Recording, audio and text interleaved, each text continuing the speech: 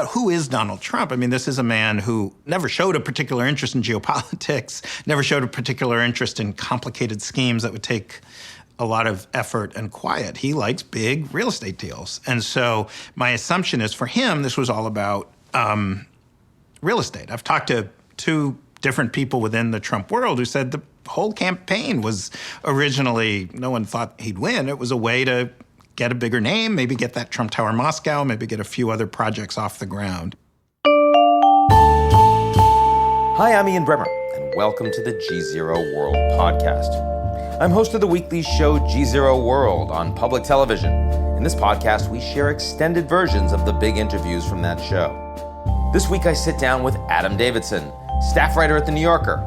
He covers all things business, tech, and politics. And today, I'll ask him, among other things, about Trump's foreign business deals and what problems around them could mean for the future of his presidency. Let's get to it.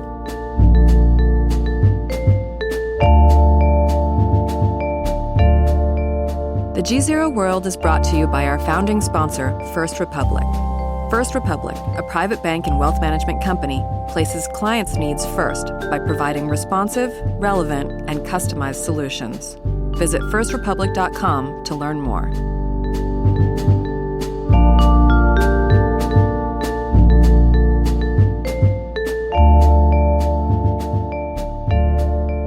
And I'm here in the West Village with Adam Davidson. Adam, great to be with you. Great to be here, Ian. Let's get right to the heart of it. Okay. Trump is Putin's stooge. You see it on the media 24/7 with some channels. You've done all the investigative work. I want to understand, do you believe that there is evidence, any evidence, that is the case? I think, as Josh Marshall of Talking Points Memo said, the best evidence is like the evidence of a black hole. We can see that there's some gravitational force where Trump behaves with Putin unlike he behaves with any other human being in the world. We know that there have been times he's been angry at Putin in private, but has not lashed out. So that is when he showed the nuke raining down on Mar-a-Lago, for example, right? Exactly. Yeah, he didn't like that. Yeah, he didn't like it, but he didn't say anything. Property thing. Yeah, that he, as Keith Darden at American University told me, it shows he's capable of restraint and strategic thinking.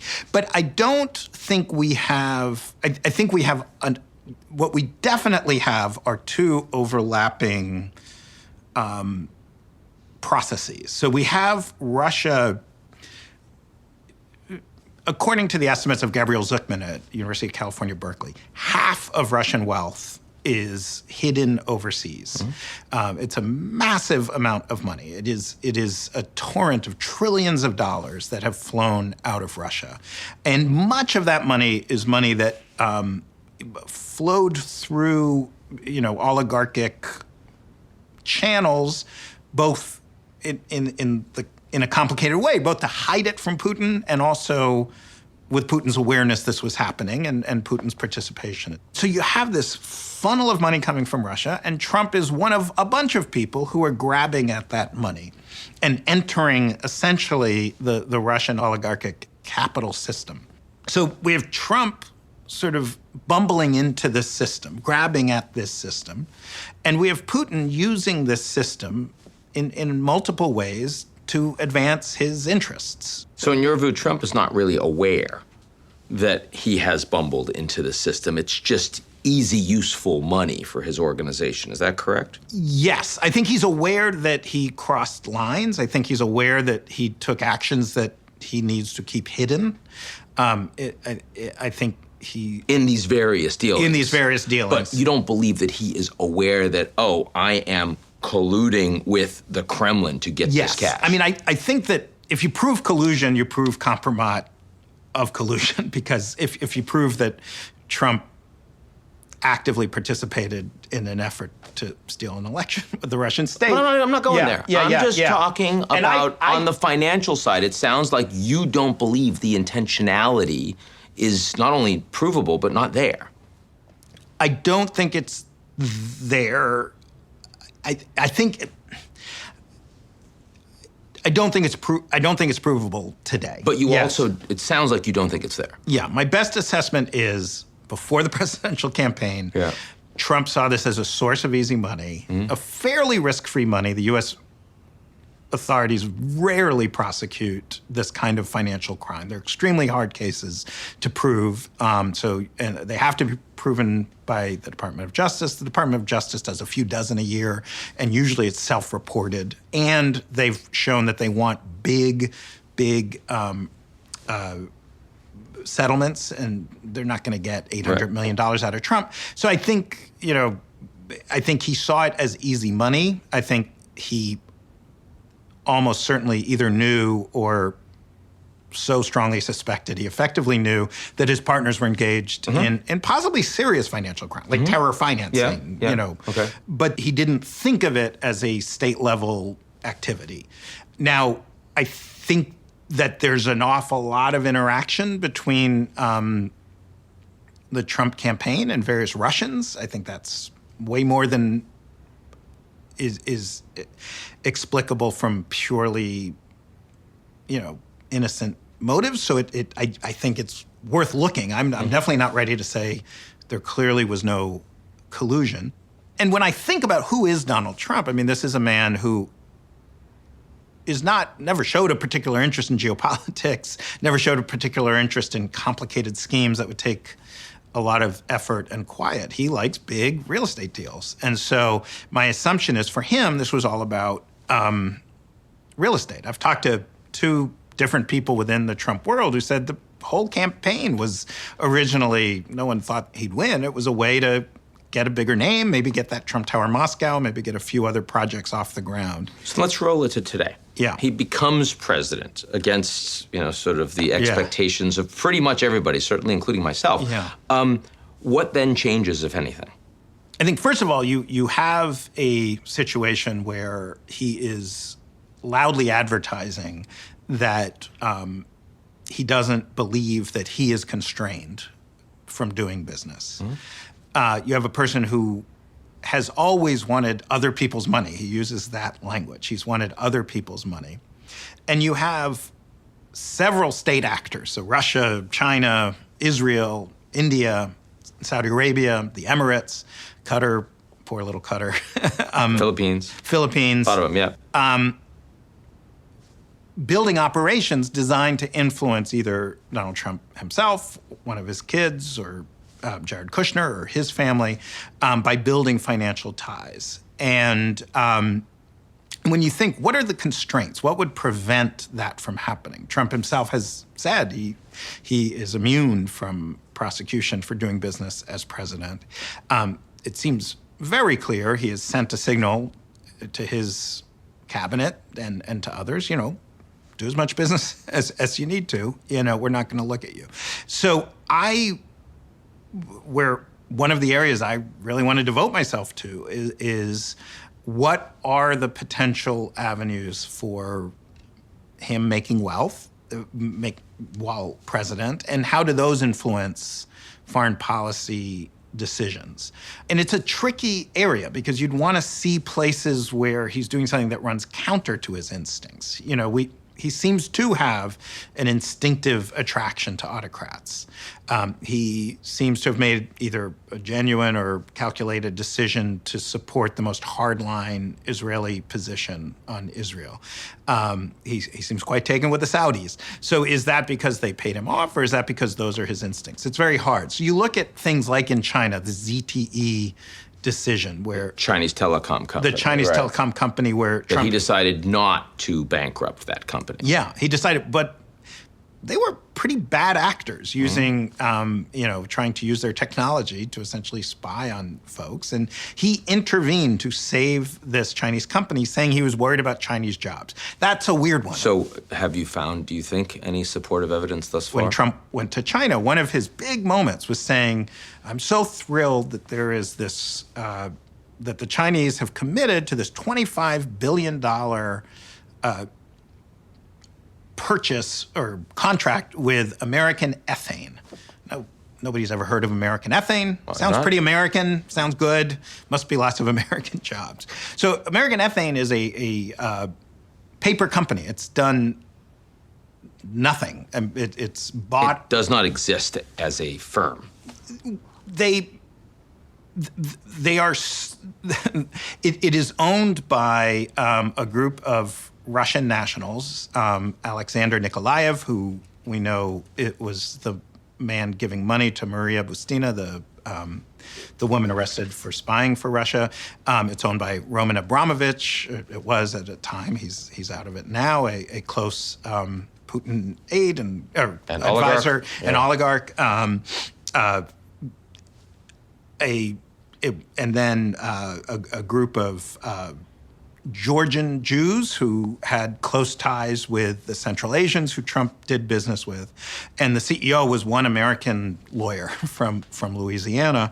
So the rest of them were ethane, he was the American. Yes, exactly. Okay, I get it, yeah. And when this deal went through, the ethane industry, such as it is, really started scratching its head because they said this deal makes literally no sense. That the idea was we're going to export however many units of ethane through Houston to China.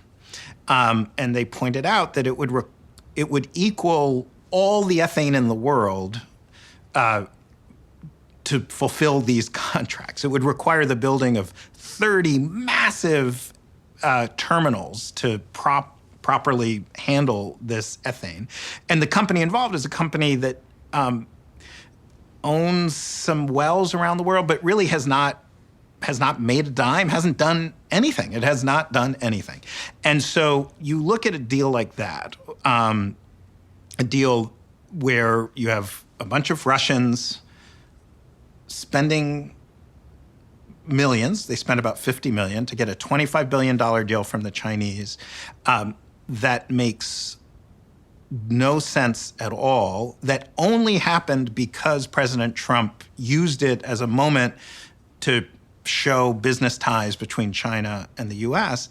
It really makes you wonder, what is going on there? What are the relationships? And I have no evidence that Trump himself is profiting from this deal, but he certainly saw it in his interest to make this deal, this very confusing deal that clearly made people very close to Putin happy. Is there reason to believe, with all of this smoke, that what the Mueller investigation is covering will itself actually unearth fire?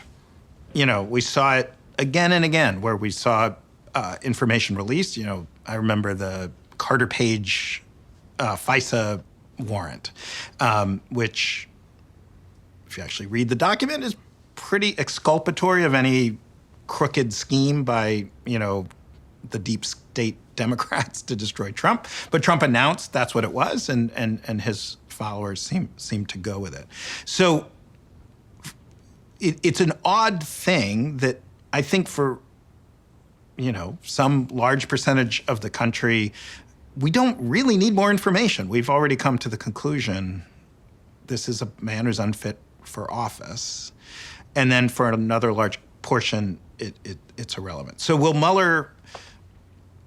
Look, I think there are clear fat tails in when you're dealing with Trump. But there is a difference between all of this stuff that smells really bad and clear evidence of illegal activity by the President of the United States, irrespective of whether he's indictable for that or not. There's a very big gap. Matter. That's right. Yeah.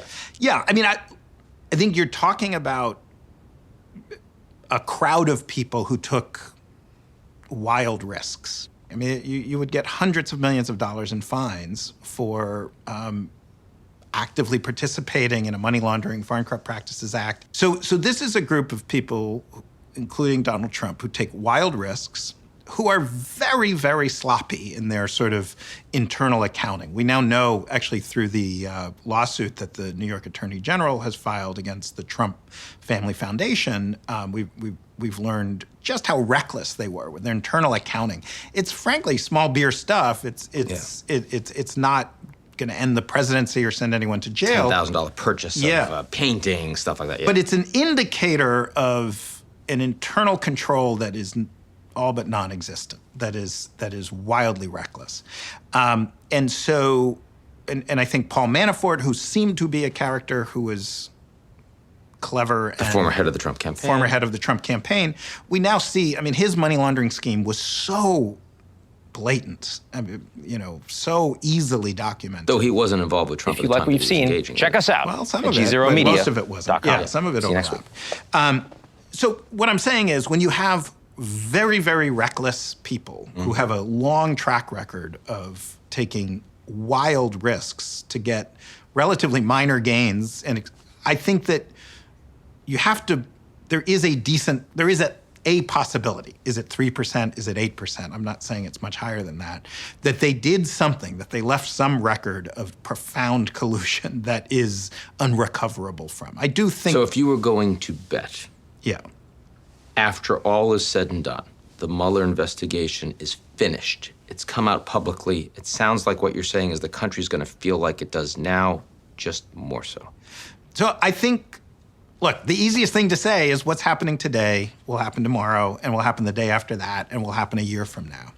And forecasts are always terrible at predicting inflection points. But if you ask me intellectually, I'd say, yeah, we kind of stay like this forever. But my gut sense is there's a cost to be paid. And at some point, Trump's support collapses, and the Republican Party is, at least the official party, is overjoyed. Adam Davidson, good to be with you. Thank you, Ian. That's our show this week. We'll be right back here next week. Professor Jeffrey Sachs joining us, an economist at Columbia University, leading climate change advocate, not Donald Trump's best friend. Don't miss it. In the meantime, if you like what you've seen, check us out at gzeromedia.com.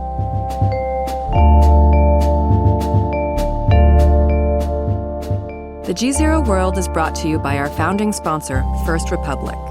First Republic, a private bank and wealth management company, places clients' needs first by providing responsive, relevant, and customized solutions. Visit firstrepublic.com to learn more.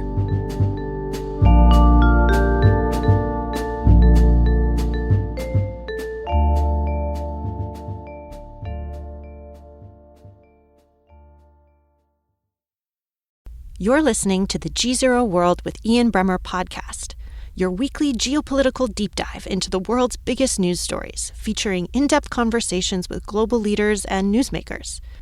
To get more of GZERO's insights on global politics every morning, sign up for our free newsletter, GZERO Daily, at gzeromedia.com.